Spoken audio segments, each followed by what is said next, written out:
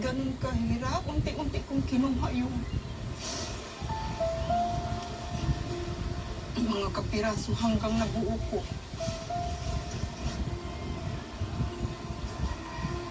May nagbago ba dun sa mga bata mula nung nagka-idea sila na baka hindi niyo sila anak? Kami lang dalawa, nagpakalong siya, tapos sabi iyak na, Ma, I understand what's happening. I understand that I have another mom, that is Esmeralda, sabi niya, and Papa Luloy. But please, huwag mo ko isauli, kasi you're my mama forever eh. Yun yung, parang sabi ko, paano isasauli yung batang ganito, na kinausap ako sa ganitong murag edad, tapos umiyak siya ng, wala talagang boses eh. Sabi niya, kapag umaga ba, may gatas ba doon? Tanghali may gatas, pag gabi may gatas. Sabi ko yung gatas na bibili naman eh. Pero yung ibang yung ibang nakasanayan niya, ang hirap kasi i-provide doon. Dahil may muang na ang dalawang bata, kapag napatunayan ang kanilang suspecha, ang dalawang ina nagkaroon ng kasunduan na kung tawagin co-parenting. Kuan lang, magsuporta na lang, may ngadto na rin lang, mamadto ko, maripod siya. Isang araw na bago lumabas ang resulta ng DNA test. Si Margie at ang kanyang nanay Gina kasama si Camille, binisita sina Esmeralda at Hazel sa bundok.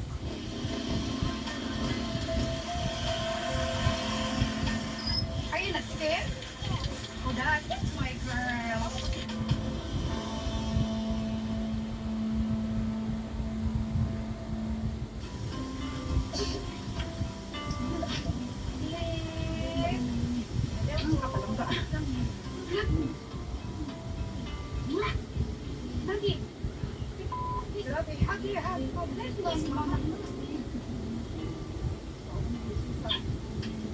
Nalipay ko nga, abot siya diri sa ako nga, pero meron siya pagsaka diri sa mga bukid. Sa villa ko nga, ako siya ang anak. Bigla ako sarili ba? Itanong na ako kanina sa iya. Magaan sa loob kay Mark. Kana siya, magdubukid siya. Hello. Para mahirap tindihin ng bata. Kaya ko siya, mahal na mahal ko siya. Si Camille tila magaan din ang loob sa iba pang mga anak ni Leonardo at Esmeralda. Ay, kuya. Anong yaw mauna ko, marunong sila. Managong na ako sa akong lugar, marag may kwan ba. Titik, latod sa pagsaryan, marag mga din ako siya. At nung kinailangan ng umuwi sina Margie, si Hazel na nasa poder ni na Esmeralda, nag-alboroto.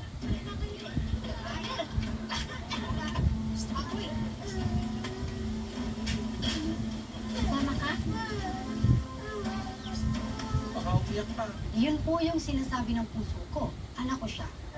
Kahit na iba yung parenting style, anak ko siya, alam ko yun. Ano siya? Oh Lord! Ay! Sa puso ko sabi ko tapos na ang paghahanap ko.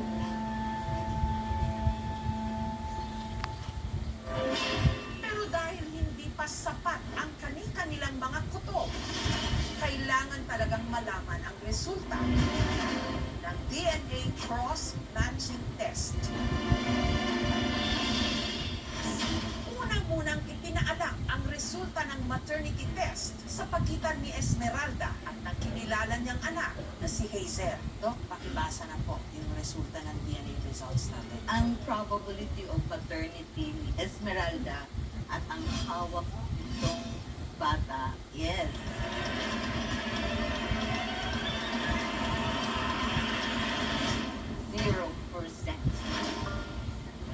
But pasabot ani, hindi mo anak ang bata karon nga nasa imo.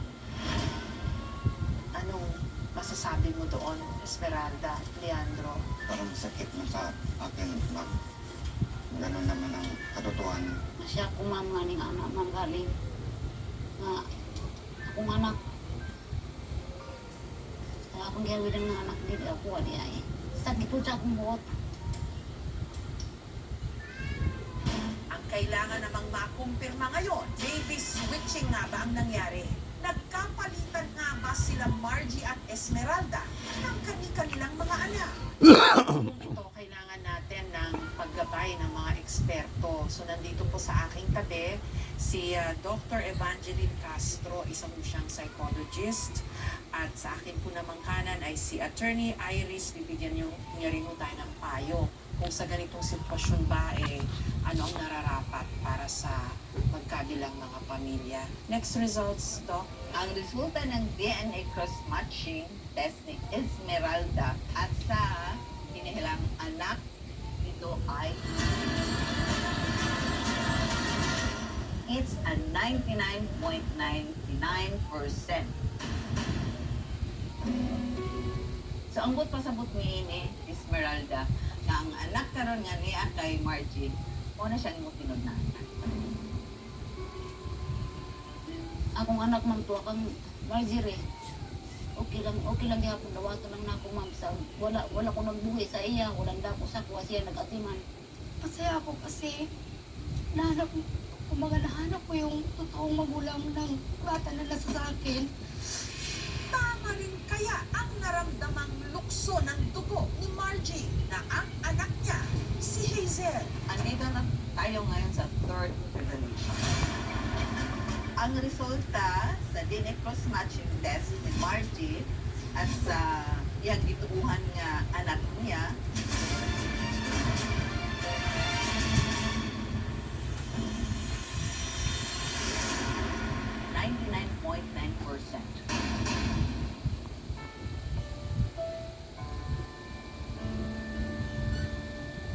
Anong reaction niyo ulit? Thankful naman ako na sila yung kinalaghan ng anak ko. So, bibisiyain ko pala. Salamat kay kamo ang dakan sa akong anak. Minahal, inaruga or inalagaan, kinalingap. Kasi yun yung mahirap hanapin sa ibang magulang eh. Maaaring may pera pero walang pagmamahal. Pero sa inyo po, mahal na mahal niyo po yung anak ko eh. Kaya sobrang thank you. Kasi dahil sa inyo, nagkaroon siya ng buong pamilya. Nagkaroon siya ng siya tatay figure na hindi na ako kaya ihatag. Hindi ko kaya ibigay yun eh. Kasi alam mo naman na solo parent ako. Sorry kung yung anak niyo na nasa sa akin. Walang ama. One thing is for sure, 100% mahal na mahal siya ng mga tao na kapaligid sa kanya. At pinapalagi namin siya ng maayos at may tapos sa Diyos. Ako to ang sa bukid. Kunya sila, nasa syudad. So, nagkalaylay ang kuan ka ng panginabuhian. Nagkalaylay ang panginabuhian ng tao. So, ang bataw sa ay nakaingon, niliya ngayon na siya dito kay lahat mag-usap pikas kay diri sa kuha. Kay ako isang tuod problema yun na mag-usap, nagpahis man lagod ko. Mais-mais na akong panginabuhian. Pero at least sa mga bata, maningkamot yun ko na para na akong matagaan ng pagtagad. Naguguan pasalamat na ikaw nagitiman sa akong anak din ang anak nimo na diri sa kuha. Ayaw gyapon namo kaya akong mga anak mag-eskwela man so din si ako gyapon na ipasabay-sabay sa eskwela. Si Nanay Gina, anong gusto niyo kong sabihin? Nagpasalamat po ko kay kanang bisan o naglisod ko og pangita sa bata, pero ako lagi siya nakita tapos na ang paghahanap ko. Masaya ako kasi nabuo ko na ang apo ko, nabuo ko ang pagkatao niya, buo na siya. Si Nanay Gina ko ang nagsimula ng lahat ng ito eh. Siya kasi ang nagduda, kaya rin mo na i-correct kung ano po yung mali. So isipin nyo na lang, parang nagkaroon kayo ng tigda-dalawang anak. Nagkaroon kami ng biglaang kambal. Oo. Ano pang maipapayo nyo sa magkabilang pamilya po sa ganitong sitwasyon? we have to understand and consider the welfare of the two children. Kung dili siya pwede shortcut, proseso gitni, you have to extend your patience. Kaysa unya, dako gyud na kayo ang mahitabong change for as long as you can provide the emotional needs sa mga bata, then they will grow up like normal children. Si Attorney Iris magbibigay sa atin ng payo pagdating dun sa legalidad ba at mga implikasyon.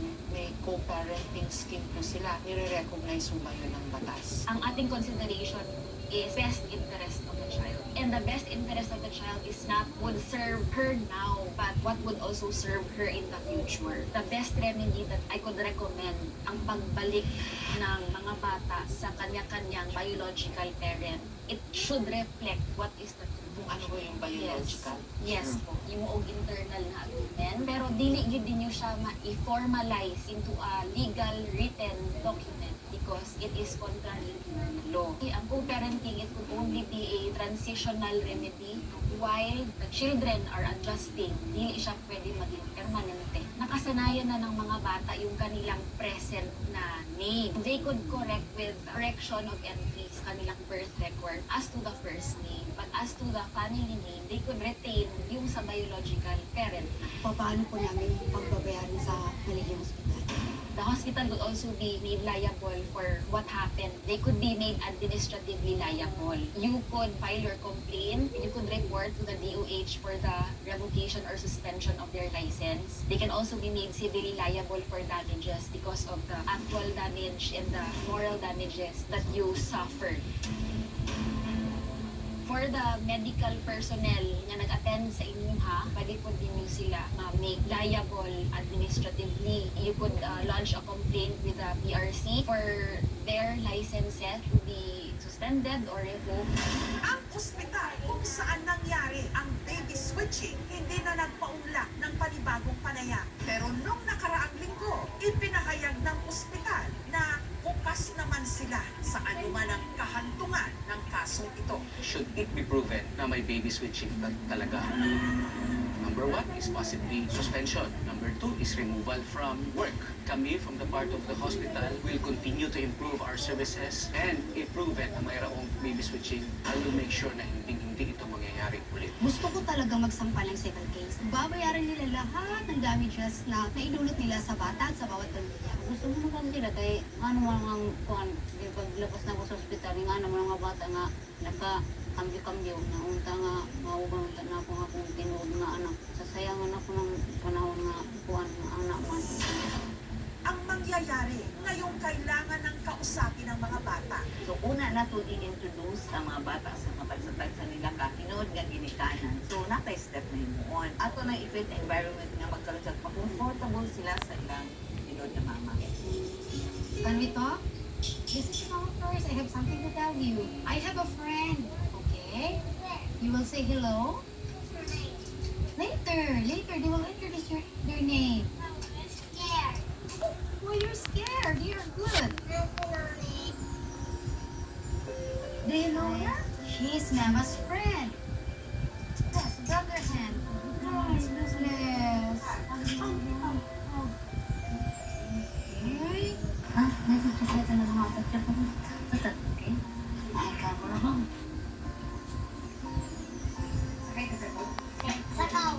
Sakay. Tayo sa iyo at nagkataila sa iyo. Ano man? Hi, mama ko. Karna, tayo ka na. Kunya, dali sa istorya sa Pumulaw ka. Imong nose og nose na ko, pareho dili. Imong baba og baba na ko, pareho dili. Imong mata og mata na ko, pareho dili. Asa ka naliwa? Perfect.